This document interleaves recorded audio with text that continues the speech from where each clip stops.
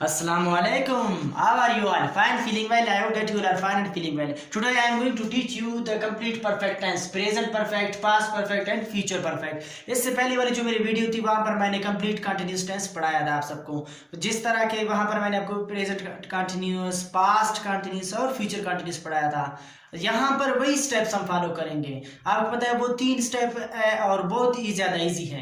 अगर आप वो 3 स्टेप्स सीखते हैं तो आप कंप्लीट टेंस सीख जाते हैं। तो चलिए शुरू करते हैं, उन्हीं स्टेप्स को फॉलो करते हैं। सबसे पहले चलिए शुरू करते हैं। जो परफेक्ट टेंस है इसमें सबसे पहले जो पहला स्टेप है कि कौन सी फॉर्म इस्तेमाल होती है, आप याद रखें, चाहे प्रेजेंट परफेक्ट हो, पास्ट परफेक्ट हो या फ्यूचर परफेक्ट हो, इसमें हमेशा थर्ड फॉर्म इस्तेमाल होती है। हमेशा थर्ड फॉर्म इस्तेमाल होती है। यानी कि प्रेजेंट परफेक्ट में, पास्ट परफेक्ट में, फ्यूचर परफेक्ट में, तमाम जो आपकी परफेक्ट टेंस है वहां पर थर्ड फॉर्म इस्तेमाल होती है। तो चलिए शुरू करते हैं इसके जो ना हेल्पिंग वर्ब्स। नंबर 2 स्टेप क्या है कि हेल्पिंग वर्ब्स, प्रेजेंट परफेक्ट की कौन से हेल्पिंग वर्ब्स है, पास्ट परफेक्ट की कौन से हेल्पिंग वर्ब्स है और फ्यूचर परफेक्ट के कौन से हेल्पिंग वर्ब्स है। प्रेजेंट परफेक्ट के 2 हेल्पिंग वर्ब है। नंबर 1 हैव है, नंबर 2 हैज है। अब आप सबको पता है जब कभी भी आपके पास 2 हेल्पिंग वर्ब्स हो तो हम क्या करते हैं, इनको डिस्ट्रीब्यूट करते हैं among the noun and pronouns. ठीक है, तो चलिए मैं आपको बताता हूँ। प्रेजेंट परफेक्ट में जो हैव है आपका, वो यूज करते हैं हम आई वी यू दे, यानी I have, we have, you have, they have. और इससे ज्यादा अगर आपके पास प्लूरल नाउन हो, जिस तरह के अली एंड इकबाल है या अली इकबाल एंड अहमद है, the boys have, the girls have, subject में जब इनमें से कोई भी आ जाए तो हम उसके साथ प्रेजेंट परफेक्ट में हैव यूज करते हैं, फिर प्लस थर्ड फॉर्म यूज करते हैं। और जो रिमेनिंग है यानी कि ई, शी, इट, इन या सिंगुलर नाउन, जिस तरह मैं लिखता हूं अली या the boy, the girl, the teacher, the goat, the line, इन सब के साथ हम यूज करते हैं प्रेजेंट परफेक्ट में एज प्लस थर्ड फॉर्म। तो I hope that figures are clear for you now. Let's move to the past perfect. Past perfect इंतहाई इजी है। वो इसलिए कि इसका सिर्फ और सिर्फ एक ही हेल्पिंग वर्ब है। वो इसलिए कि ये हेड है और जब हेल्पिंग वर्ब एक हो तो हम सबको पता है वो तमाम हम नाउन और प्रोनाउन के साथ यूज करते हैं। तमाम नाउन प्रोनाउन से मुराद ये कि I, we, you, they, he, she, it, singular noun और प्लूरल नाउन। ठीक है, जहां तक मतलब किस तरह I had, we had, you had, he had, she had, it had, Ali had, the boys had, the girls had. I understood. तो plus third form पर पास्ट परफेक्ट में जितने भी नाउन प्रोनाउन है हम सब्जेक्ट में वो यूज करते हैं, ऐड लगा के थर्ड फॉर्म लगाते हैं। जब कभी भी आपको ऐड के बाद थर्ड फॉर्म नजर आ जाए तो समझ लीजिएगा वो पास्ट परफेक्ट का एक सेंटेंस है। Have you understood? Let's move to the future perfect tense. Future perfect tense के 2 हेल्पिंग वर्ब्स हैं। Number 1 will have, number 2 shall have. Will have कहाँ यूज करते हैं, शैल हैव कहाँ यूज करते हैं?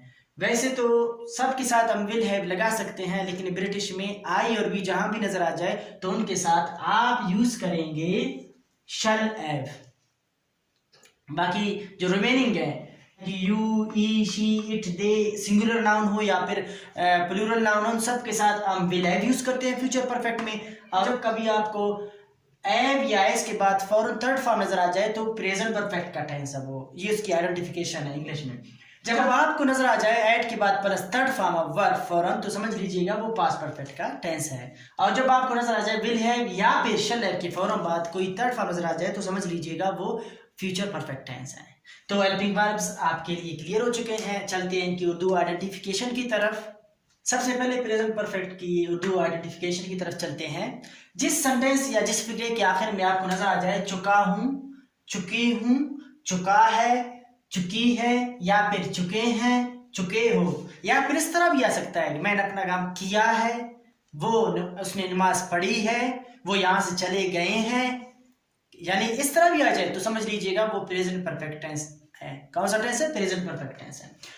पास्ट परफेक्ट टेंस की जो उर्दू आइडेंटिफिकेशन है वो बहुत इजी है। जिस फिक्रे के आखिर में आ जाए चुका था, चुकी थी, चुके थे या चुकी थी, ठीक है, इस तरह आ जाए तो समझ लीजिएगा वो पास्ट परफेक्ट टेंस है। या फिर इस तरह उसने नमाज पढ़ी थी, मैं वहां चला गया था, मैंने उनको इंग्लिश पढ़ाई थी।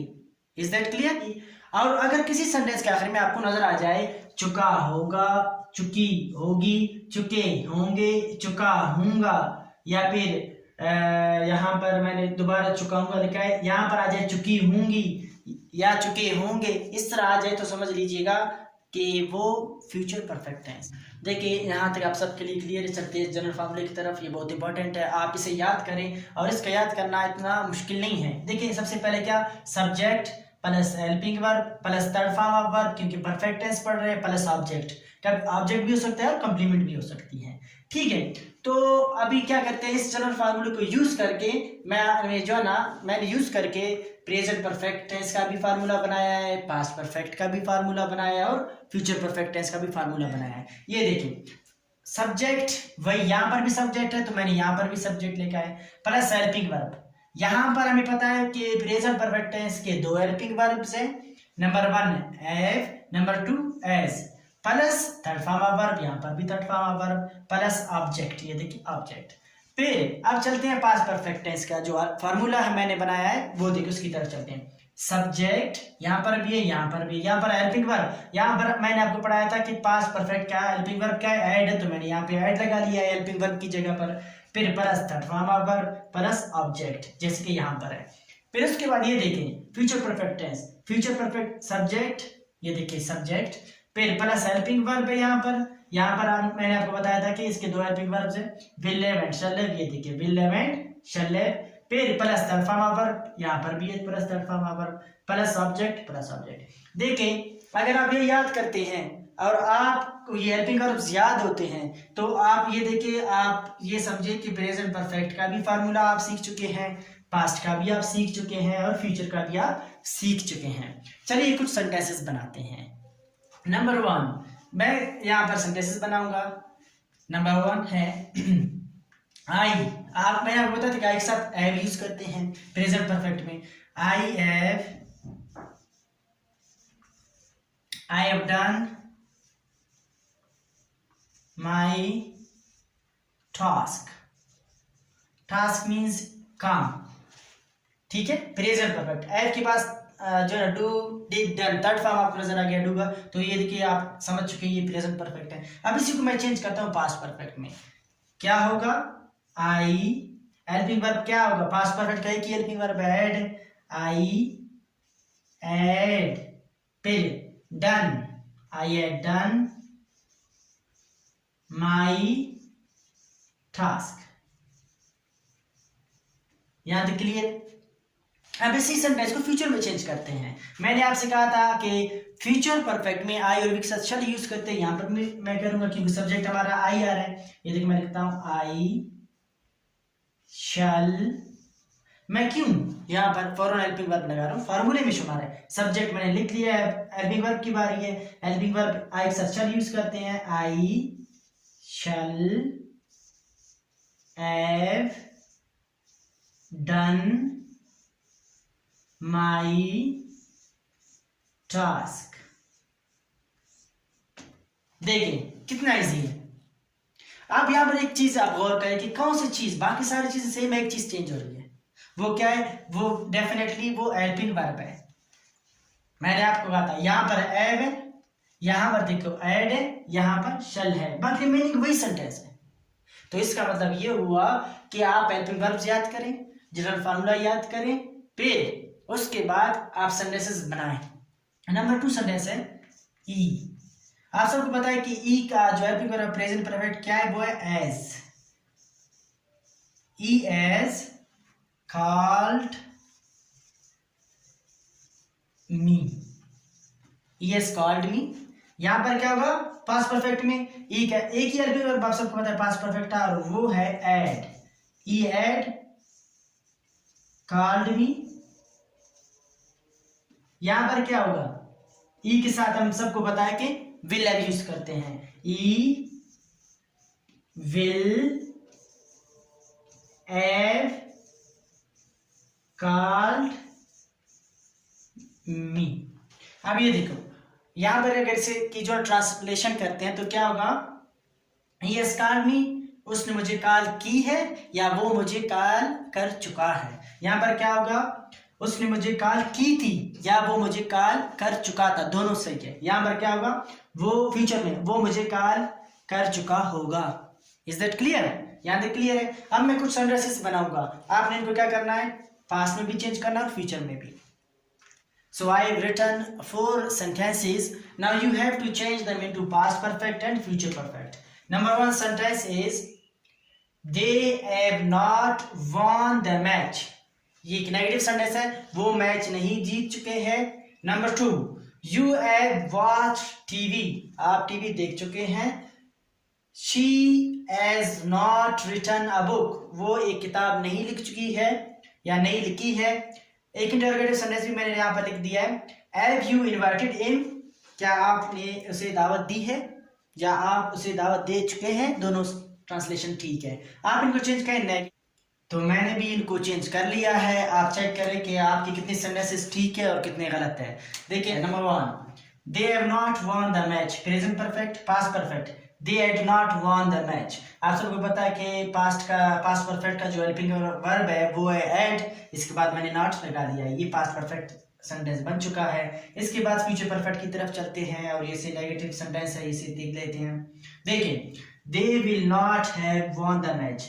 जिस तरह कि मैंने आपसे कहा है कि जब कभी भी हेल्पिंग वर्ब थोड़ा सा बढ़ाओ तो मेन पार्ट जो हेल्पिंग वर्ब का होगा उसके फौरन बाद आपने क्या करना है, नॉट लगा लेना है। अगर इंटरोगेटिव सेंटेंस हो तो आपने क्या करना है, उस मेन पार्ट को सब्जेक्ट से पहले लगा लेना है, तो वो इंटरोगेटिव में भी चेंज हो जाएगा।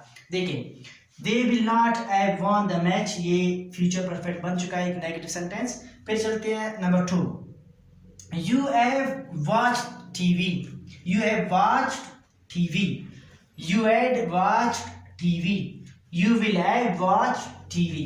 पे number 3 she has not written a book, वो एक किताब नहीं लिख चुकी है। she had not written a book, वो एक किताब नहीं लिख चुकी थी या वो एक किताब नहीं लिख ली थी, like this, इस तरह भी हो सकता है। इसके बाद she will not have written a book, she will not have written a book, ये फ्यूचर परफेक्ट सेंटेंस बन चुका है। यहाँ पे देखें एक इंटरोगेटिव सेंटेंस आपके लिए, have you invited him, past perfect में had you invited him, आखिर क्वेश्चन मार्क। फ्यूचर परफेक्ट में will you have invited him।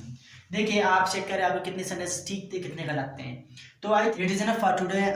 सबके लिए मैंने ये परफेक्ट टेंस बनाया था, बहुत ही ज़्यादा सिंपल करके, बहुत ही ज़्यादा इजी करके, क्योंकि बहुत से लोग यूट्यूब पर इसलिए देखते हैं कि चीज़ें उनको वैसे समझ नहीं आती, तो वो कहते हैं कि कोई इस ईजी तरीका हो, कोई आसान तरीका हो जहाँ से हमारे लिए जो है ना आसानी हो और हम इजीली कम वक्त में ज़्यादा चीज़ें समझ आ जाए। तो मैंने वैसे ये 3 लेक्चर है, मतलब प्रेजेंट परफेक्ट अलग एक लेक्चर बनता था, पास्ट परफेक्ट का अलग एक लेक्चर बनता था, फ्यूचर परफेक्ट का अलग एक लेक्चर बनता था। लेकिन मैंने क्या किया, इन सबको कंबाइन किया, और कंबाइन आपका वक्त बचाने के लिए, आपके लिए सामने ये भी रखने के लिए कि इनके आपस में क्या रिलेशन है। बस सिर्फ और सिर्फ हेल्पिंग वर्ब चेंज करें, बाकी सारा कुछ वही है, इतना ईजी है ये। In next video I am going to teach you the whole perfect continuous tense, present perfect continuous, past perfect continuous and future perfect continuous, in the same way, in the easiest way. So it is enough for today. We'll meet inshallah ta'ala in the next video. Till then, Allah Hafiz.